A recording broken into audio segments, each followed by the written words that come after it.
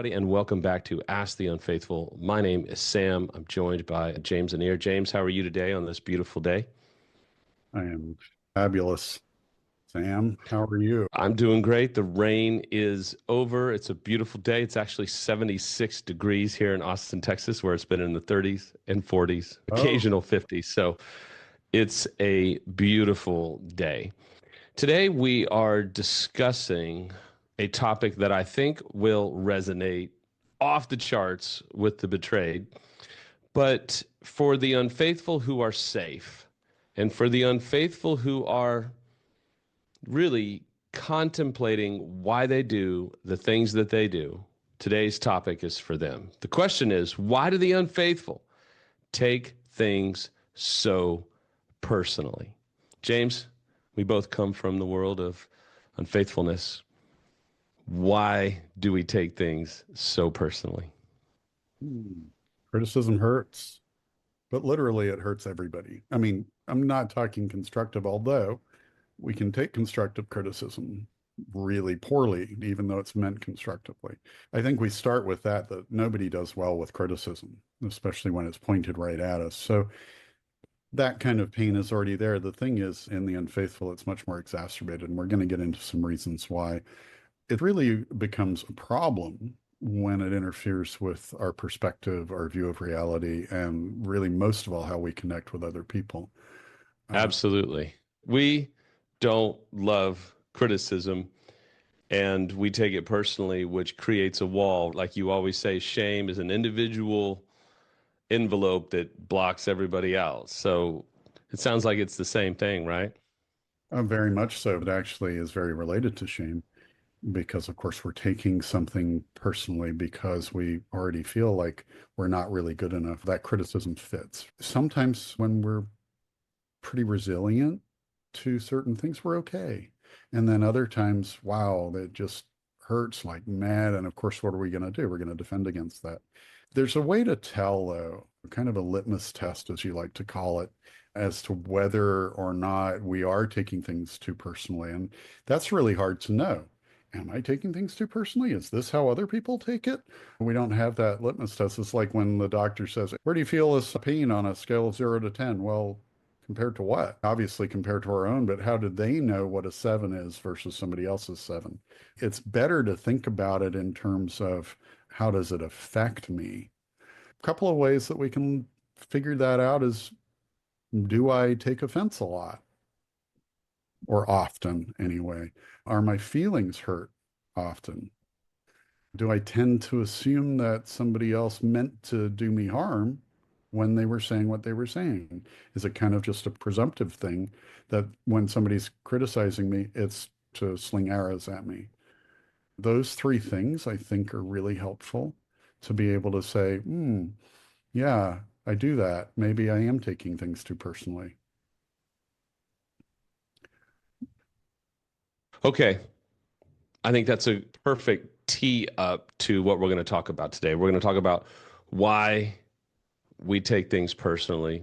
Number two, how to know when we're taking things too personally, kind of like a litmus test, trying to help the unfaithful be able to go, maybe right now I'm overreacting. And then number three, we're going to talk about how to take things less personally. Man, if we, the unfaithful, can learn how to be less reactive, I think our entire recovery gets just a little bit better.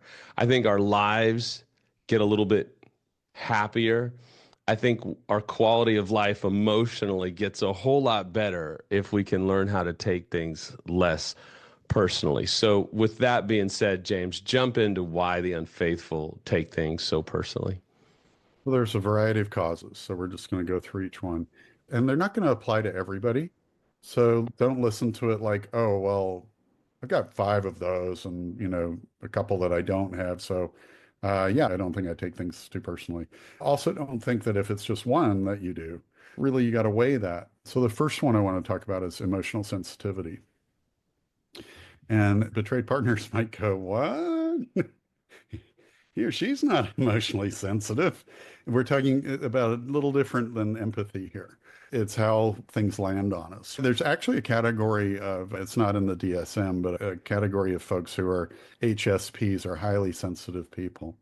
And they are going to definitely take things very personally because they are already sensitive to everybody else's emotions and they can actually take those on. But you don't have to be an HSP to have emotional sensitivity. It depends on your history. It depends on the areas that you are actually pretty tender. And you know those by your reaction. If you have a reaction that kind of goes, where'd that come from? That's a really good way to tell if you have a really high emotional sensitivity, especially surrounding some subject. That can broaden out when we're feeling shame, which we very often, most often, feel after Right. recovery.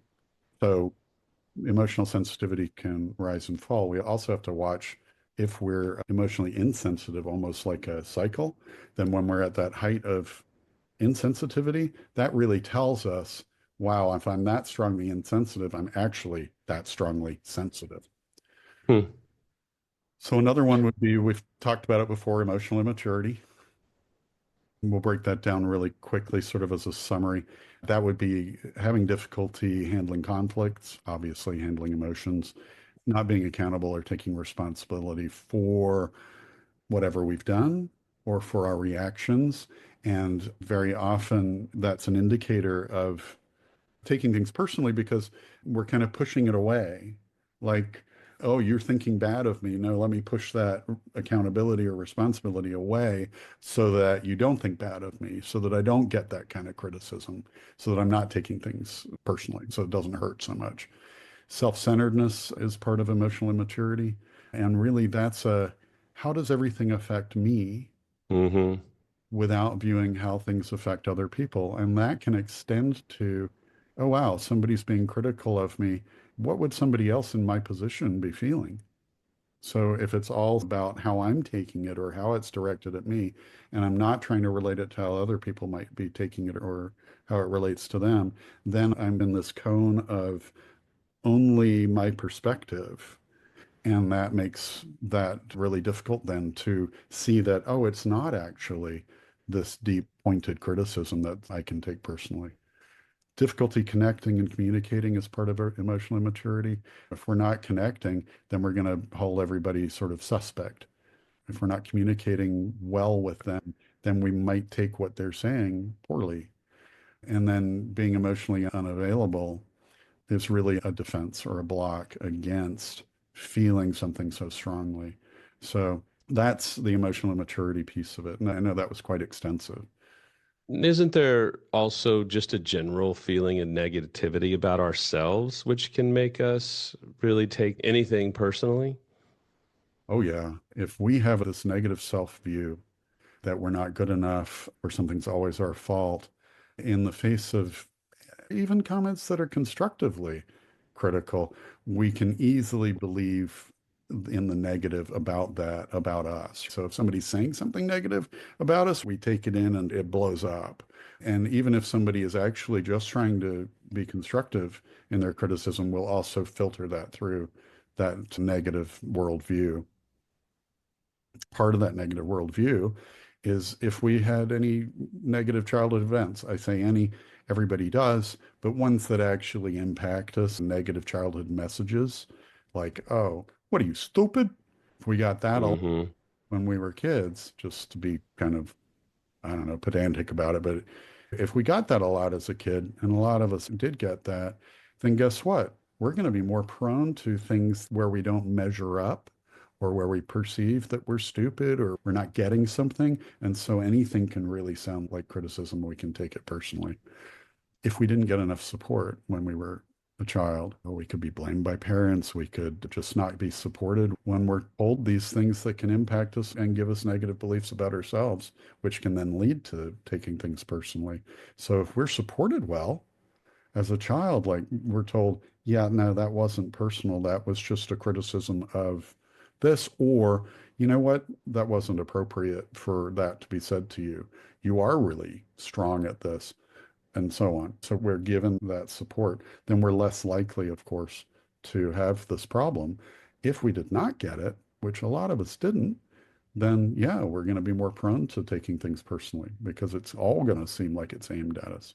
Those things in childhood can also contribute to our feelings that we deserve bad stuff to happen to us, or we deserve criticism, or we deserve negative stuff coming at us and that it's real.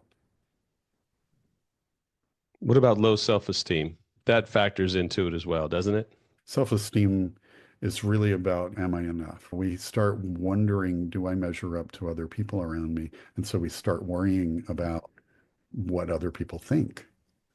And that becomes our life there. And so we start people pleasing. We start trying to image manage, right? So that we look like something that we think they want to see from us. But then the problem with that, of course, is that we're not our real selves.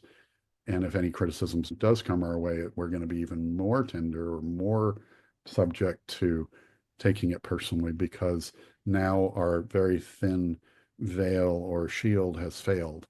And so we haven't worked to strengthen who we are. We've just put this shield around that perceived sense that we're lacking.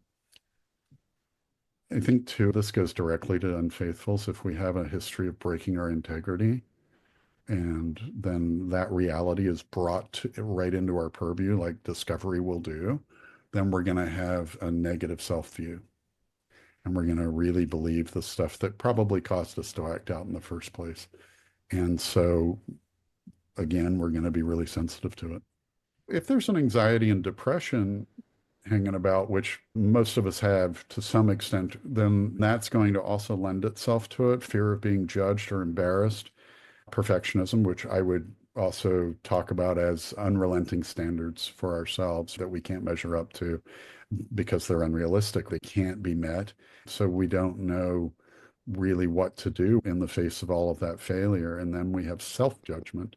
And that self-judgment, if we're judging ourselves that harshly, then everything that's coming at us from the outside must be judgment of our failures. We can also see our flaws more than they really exist. And we're absolutely mortified by them. So we have a hard time when other people talk about their easily, or when one of our perceived flaws comes up, we're going to be really anxious about, oh man, I don't know what I'm doing here, which is really, I'm going to be discovered. By that, I mean discovered for being less than. Right. If we're stressed or tired, or if we're not in the best mood, we're more prone to misinterpreting what somebody else says. I've done it a million times. And even when I get tired or sad or upset now, I can still take what other people say through the wrong filter. And I really have to slow myself down. And I think that's excellent to talk about why we do it. Now, what might help next is we're going to talk about some signs that we may be taking things too personally. So if you're an unfaithful, ask yourself, kind of take yourself through this litmus test. Am I doing a lot of these, some of these? If you're betrayed, you might be able to take this list and go, maybe I'm not just seeing things or imagining things. Maybe my unfaithful is actually taking things way too personally, and it's becoming an issue that is keeping us from being able to get our lives back and move forward in recovery. Absolutely, because that's going to lead to disconnection every time. One of the things, this is really common, so it may just never have been related to this issue, and that's difficulty taking compliments. So if somebody actually gives you a compliment, you feel embarrassed, or you don't believe them, or you completely bypass the compliment, or you just go, yeah, yeah, yeah, right. That's really an indicator of the opposite of that is I'm going to take things too personally when it's a negative comment versus something that's a compliment. If we focus on the negatives or shortcomings that other people talk about. So in other words, if somebody lists like 10 really good things about us, but one thing that's bad, then we focus on that one negative thing. It's like the report card we used to get, all A's and one Right. B. And Yep. it says, what's wrong with this B? Right. And so we're always focusing on that one negative. And honestly, in this case, a B is not bad, right? Right. So focusing on that one negative thing, then the complementary things is a good example. Other signs that we're taking other people's opinions negatively or they're having a negative effect on us is we'll get defensive or angry easily. We'll tend to depend on the approval of other people and to feel happy. You say, I'm sorry all the time, even when you don't need to apologize. You're a people pleaser. So having people happy with you is more important than standing up for yourself or putting your partner first. You tend not to say no to requests or tending to say yes to every request, which of course has the secondary but really primary effect of putting your partner second or last. Because if you're always saying yes to people's requests, where's your partner in that? Right. You believe all the harsh comments about yourself and you take them to heart. You ruminate about them, circular thinking, always thinking, what did he mean by that? Is that true? Oh man, that is true about me. So in that piece, maybe there's a little bit that's true. And then what we do is we sort of expand it to include everything. It's like an all or nothing thing. If there's a little bit, it must be everything about me is bad. We don't set or maintain boundaries as a rule. We're not good about that, especially boundaries around what our needs are. We'll view a mistake in our behavior as a character flaw.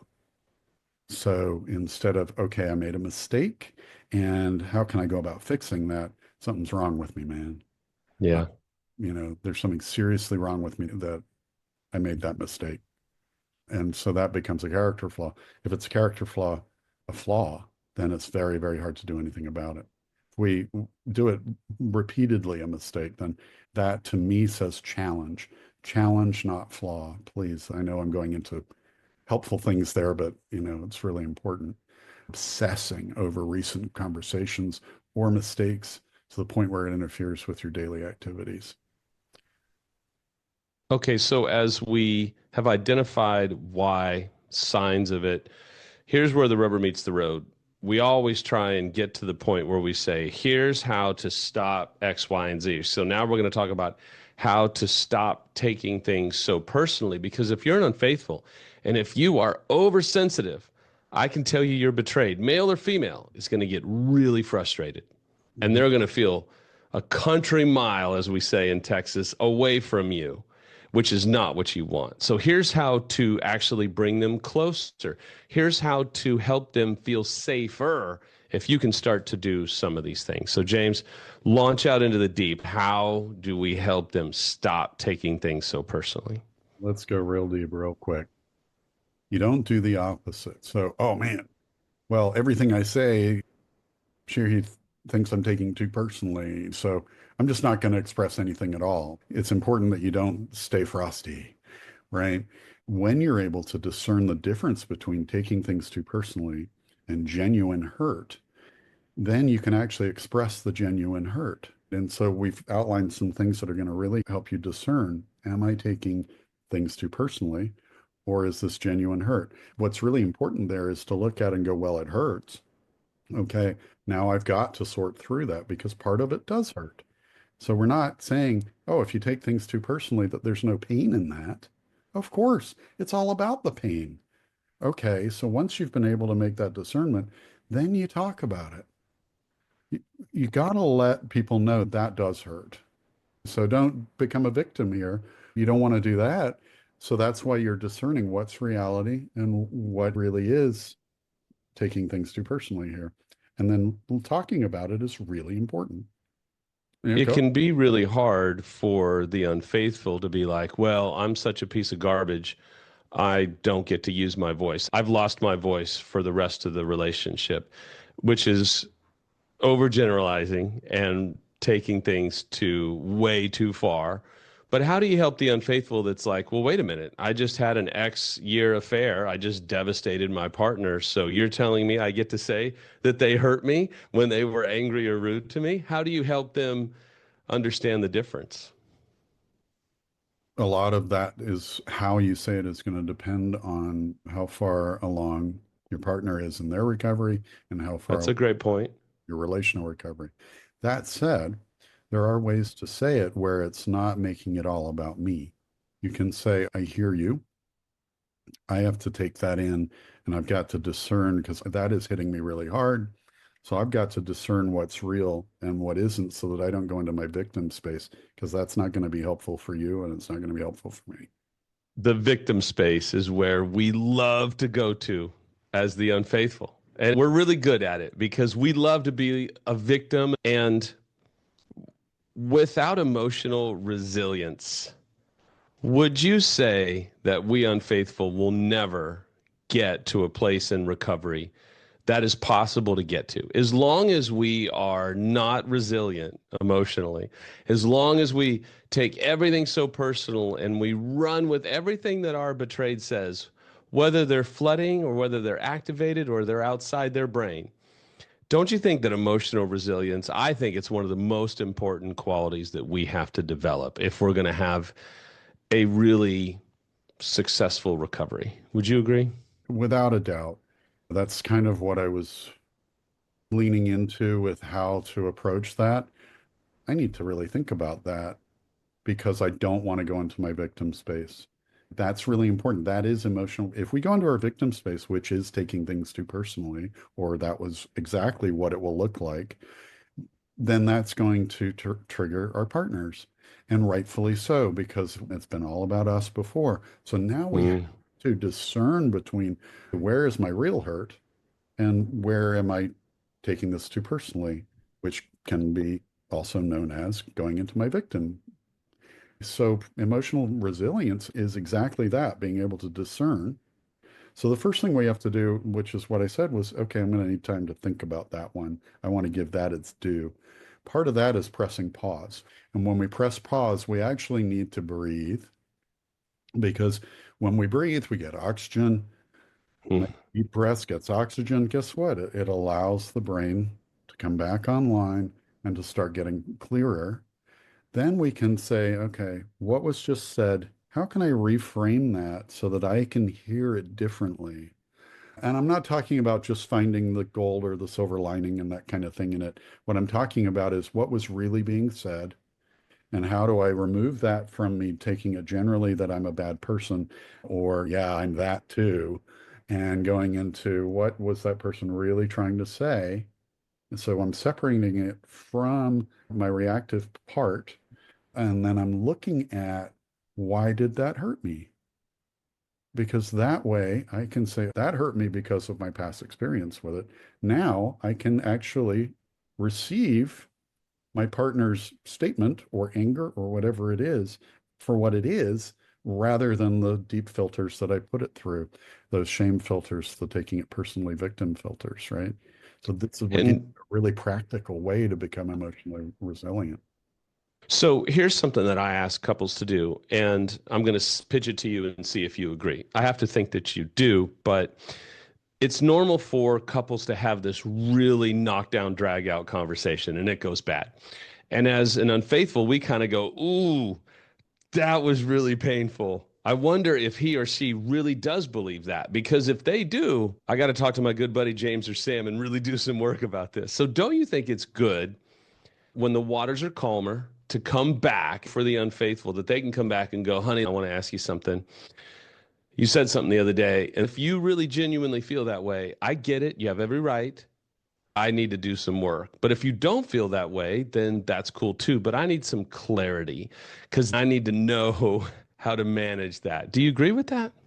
I do, especially as you said, when things are calmer. So got to time that right. Yes. And this is a great opportunity for a partner to even clarify what they meant, even add to it, just to say, okay, yes, when I said you were blank, I meant that. And what was really painful for me about that underneath it was this, this, and this. And I'd Hmm. love if you were to get some help surrounding that. I love the idea of asking for that clarity because it shows a couple of things. It shows that you, as the unfaithful, care enough to go back, and B, it Yeah. you were listening. Because we have a pretty good tendency to misunderstand what the betrayed was trying to say or not trying to say, or where we can misunderstand the space that the betrayed was in, right? Maybe their heart rate was 130 beats per minute and they were just so triggered that they don't even necessarily remember what they said. We can't really know what space our partner is in without getting that clarification because we're in reactive mode for sure. Yeah. Well, part of us is thinking about our next response and defending, and part of us is genuinely trying to listen. And that's a hard balance to strike. And hopefully, we get to be much better listeners. And that does take some time. We have to practice it. And the other thing that I want to say about asking is it's going to do a couple of things. It's going to help repair, but it is also being somewhat brave in yourself. And Yes. that does is to actually, you wouldn't know it, but it actually builds that self-esteem that we were talking about before, that, hey, I can do this and I can get a response from my partner that isn't really as I was taking it personally before. And I can actually learn from that. And guess what? It builds the relationship, but it also builds your ability not to take things as personally. So it's a beautiful Excellent. thing. Then that piece that you were talking about, the misunderstood, is really important. Look, it's always possible that we misunderstand something, especially early on, because guess what? It's going through the filters. It's going through those different colored lenses until we can make those lenses clear. And so we have to, I'm going to pull a little bit from Brene Brown here, be generous in our assumption about our partner's intention there. So we have to assume the best intent on their part, even if it came out bad or if it didn't come out bad and we took it that way because of those filters. We have to assume their best intention. That's giving them the grace that they may not have meant it as we took it. And then we get to also, as you were talking about, ask that partner to clarify what they've said. That gives them the opportunity to join, and then you're both having an actual conversation, and conversation ends up in collaboration. And that's a beautiful thing. Collaboration is something we've talked about a lot, and let the viewer listen and see that we will continue to talk about that. There's also the realization that if we are constantly focused on what other people think about us, it's a big red flag, right? It is. I wouldn't say here to stop worrying about what your partner thinks, right? Um, Right. what we're saying here, what we're saying is stop worrying about what all these other people think about us because what's happening there, we're making an assumption. They may not have even said anything. And as they say in AA, it's none of my business what other people think about me.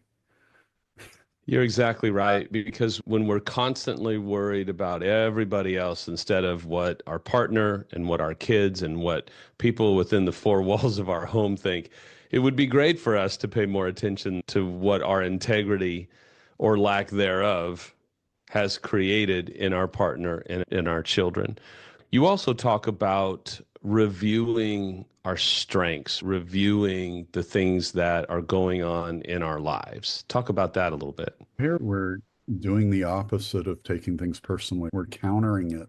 Like, okay, I'm not going to buy that right now. We're saying stop. I'm going to look at my strengths here. What am I good at? What are some, we call them an EMDR, pillars of strength. So Mm. look for things that people can identify as they do well or they feel safe and stable in those things. And so we think about pillars on a temple or on a building. Those are the things that hold everything up. So that's what you and I are encouraging people to do. Take a look at the strengths that you have because then you've got those things that you can rely on while you work on these other things that you need to build up. One of those strengths that you can develop can be looking at it and go within that, what was actually helpful or constructive? And this is looking for the golden things. No matter what the intent was behind what was said, whether it was meant as negative criticism or meant as constructive criticism, we always have to look for the constructive. Is there anything in there that might have some truth to it that I can actually work on? We're talking about not taking things as a global, I am an awful person, but really as, okay, they said specifically this. Now I can actually focus on working on that. or just something that I can look at. Doesn't mean they're right. Remember that too. Everything that somebody's saying is coming from their own perspective. So it doesn't mean that they're right, but it does a lot of times mean that's something I got to look at. There's another thing that we can do here, and it kind of goes with reviewing our strengths. That's doing self-loving acts. And this is straight from the 12-step AA, NA, SLAA playbook. If we're doing self-loving acts, things that people would say self-care, that's a little bit soft. What am I going to do that is self-loving? That could be I need to take a time out. I need to read a book. I need to journal. I need to have a conversation. I need to do something that is good for me. I need to go fish for a while. I need to exercise. There are a lot of things that are self-loving acts that are so important. I include on that therapy. I just got a new therapist last week who I love, and it's taken me almost a year to replace my therapist who passed away. Well, this new therapist is, I'm taking a chance. It's a dude too. I always saw elderly women, right? And he and I think a lot alike, so we're able to talk on a level that maybe I couldn't with some other therapists. So I took a chance, and here we are. We're working together. That's a self-loving act, a huge one, because I took a Right. step that I was really scared to do. One of those could be journaling your thoughts, using positive affirmations on yourself. And I know I talk about this all the time, the hippy dippy stuff, but I'm going to say it again. Recent neurological studies show that positive affirmations are really important. Finally, we come to this point, and this is something that we have learned the hard way in our own story. And this is something that resonates with both of us because it's what we do and we get to see the benefit of it. Isn't it about getting expert help? Isn't it about taking action? Isn't it about being able to invite somebody into your life to be kind, to be gracious, to also get other perspective? Who knows? Maybe the way you're seeing it is not the only way to see it, right? Yeah. We talk loosely about people who can help us as supports. That can be a professional like you or me, or else who's qualified, who has the right certifications and so on. And it's people who get you. Yeah. It's people who are not going to shame you, people who are going to be supportive, who aren't afraid to give you perspectives that you might need to hear, but they're going to do it in a loving and caring way. And they're going to be aware of your propensity to take things personally. And so they're going to couch it in terms that you can receive it in a way it's not going to hit those direct targets, those not going to push those buttons. And that's really beautiful because then you feel supported and then you're going to be more comfortable talking about this really hurt when this was said, and they can help you with that perspective. And the right help can actually move you so much further and faster down the football field of recovery than trying to DIY it or trying to just read books and being afraid to trust. Like you talking about with your therapist, I had to regain trust for therapy. Even 10 years ago, there was a point I had to really regain some trust with some people. And man, it was another leg in the journey of healing. It was another opportunity for breakthrough, dealing with childhood stuff that I had never talked about. And it's a beautiful thing to open up to people that are trustworthy. And it's not going to happen overnight, but you got to start the process. Those of you that are watching and listening, listen, you got to start the process. Are you even in the game? Have you even invited someone into your life to help you start the process? Maybe that's an intensive. Maybe it's doing coaching or doing therapy with someone. Maybe it's starting off weekly and saying, okay, I'm going to roll the dice. But there comes a point where you realize, I can't get myself out of this mess that I created. I need someone else to lead me. I need someone else to rescue me because I'm trying to rescue myself and it's not going well. So once again, we thank you for tuning in. If we can help, you can reach out to us at asktheunfaithful@gmail.com. We do invite you to keep watching some of these old episodes. There are so many nuggets in these old episodes as well as the new ones. And man, we're thinking about you. The race is not to the swift, it is to the diligent and the persevering and the emotionally resilient. We'll see you next time on Ask the Unfaithful.